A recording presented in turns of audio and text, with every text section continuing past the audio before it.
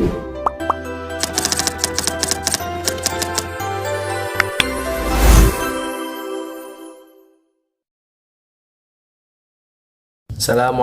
warahmatullahi wabarakatuh. Alhamdulillahirrabbilalamin. Wassalatu wassalamu ala asrafil anbiya'i wal mursalin wa ala alihi wa ashabihi ajma'in, amma ba'd. Perkenalkan, nama saya Rizky Adilya Budi Saputra. Pada kesempatan kali ini saya akan sedikit menerangkan tentang perbedaan perbankan syariah dengan perbankan konvensional dan juga produk-produk dari perbankan syariah itu sendiri. Baik, langsung saja ke pembahasannya. Jelas bank syariah dan konvensional tampak sama. Bahkan sebagian besar bank saat ini memiliki cabang konvensional dan syariahnya sendiri. Meski demikian, keduanya tetap berbeda. Selengkapnya tentang perbedaan bank syariah dan konvensional adalah sebagai berikut. Yang pertama adalah dari tujuan pendiriannya. Latar belakang dan tujuan didirikan menjadi perbedaan bank syariah dan bank konvensional. Yang pertama, bank konvensional memiliki orientasi keuntungan dengan bebas nilai atau penganut prinsip yang dimiliki oleh masyarakat umum. Berbeda dengan bank syariah, tujuan pendiriannya tidak hanya berorientasi pada profit saja, namun penyebarannya dan penerapan nilai syariah. Yang kedua adalah aktivitas keuangan perbankan dilakukan tidak hanya melihat efek dunia saja, tetapi juga memperhatikan aspek akhirat juga. Kemudian yang kedua adalah prinsip pelaksanaan. Perbedaan perbankan syariah dan konvensional berikutnya yaitu penerapan prinsip masing-masing bank. Prinsip pelaksanaan antar bank syariah dan konvensional jelas berbeda. Yang pertama adalah bank konvensional menggunakan prinsip konvensional dengan acuan peraturan nasional dan internasional berdasarkan hukum berlaku. Adapun untuk prinsip bank syariah berbeda, berdasarkan hukum Islam mengacu dari Al-Quran dan hadis, serta diatur oleh fatwa ulama sehingga seluruh aktivitas keuangannya menganut prinsip Islam. Kemudian yang ketiga adalah sistem operasional. Sistem operasional juga menjadi perbandingan bagi bank syariah dan bank konvensional. Pada bank syariah, sistem operasionalnya memberlakukan penerapan suku bunga dan perjanjian secara umum berdasarkan aturan nasional. Akad antara bank dan nasabah bank banyak dilakukan berdasarkan kesepakatan jumlah suku bunga. Sementara itu, bank syariah tidak menerapkan bunga dalam transaksinya. Menurut syariah, bunga masuk dalam kategori riba, sehingga sistem operasional bank syariah menggunakan akad bagi hasil ataupun nisbah. Kesepakatan antara nasabah dan pihak bank berdasarkan pembagian keuntungan dan melibatkan kegiatan jual beli. Kemudian yang keempat adalah hubungan antara nasabah dengan lembaga perbankan. Peran nasabah dan lembaga perbankan juga mempengaruhi perbedaan bank syariah dan juga bank konvensional. Dalam bank konvensional, hubungan antara nasabah dan lembaga perbankan yaitu sebagai debitur dan juga kreditur. Nasabah bank konvensional berperan sebagai kreditur, sementara perbankan berperan sebagai debitur. Berbeda dengan bank syariah, hubungan antara nasabah dan bank terjadi menjadi 4 jenis. Yang pertama meliputi penjual dan pembeli, kemitraan, sewa dan penyewa.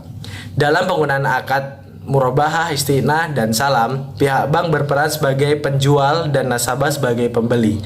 Sementara akad musyarakah dan mudharabah memperlakukan hubungan kemitraan, sedangkan akad ijarah memposisikan bank sebagai pemberi sewa dan nasabah sebagai penyewa.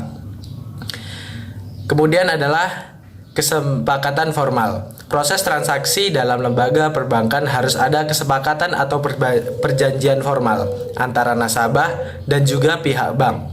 Perbedaan bank syariah dan konvensional ditinjau dari kesepakatan formal, yaitu bank konvensional melakukan perjanjian secara hukum nasional.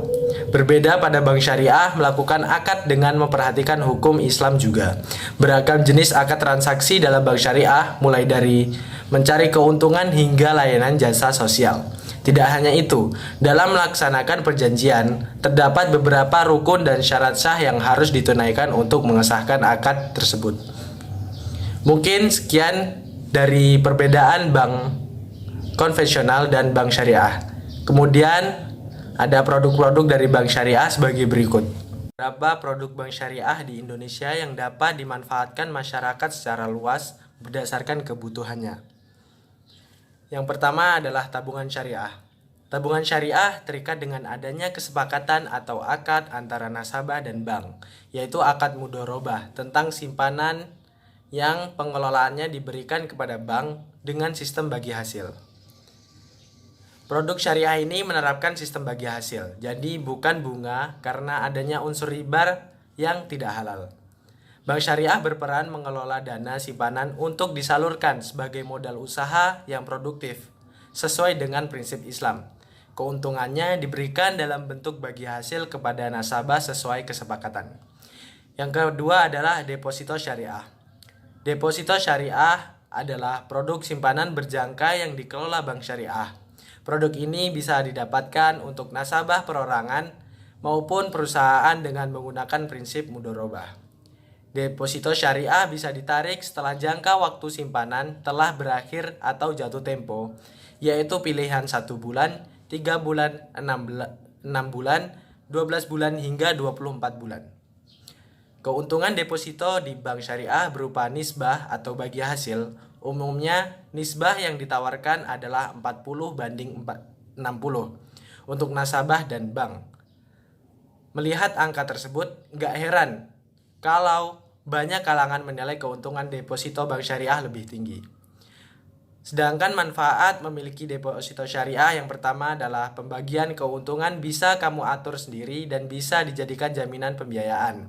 Pengelolaan dana secara syariah jadi dipastikan dengan halal, serta ada fasilitas automatic rollover, dan yang terakhir dana nasabah dipastikan aman karena dijamin lembaga penjaminan simpanan. Dan yang ketiga adalah gadai syariah. Gadai syariah adalah produk pinjaman tunai dari bank syariah kepada nasabahnya.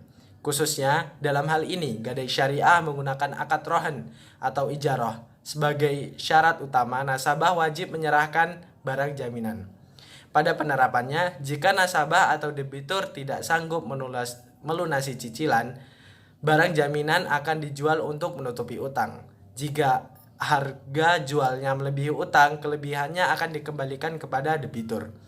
Untuk biaya administrasi, debitur dikenakan biaya pemeliharaan barang. Sebagaimana dalam pandangan Islam bahwa barang gadai tetap menjadi milik debitur, otomatis biaya pemeliharaannya akan ditanggung debitur yang kemudian dibayarkan kepada kreditur atau bank.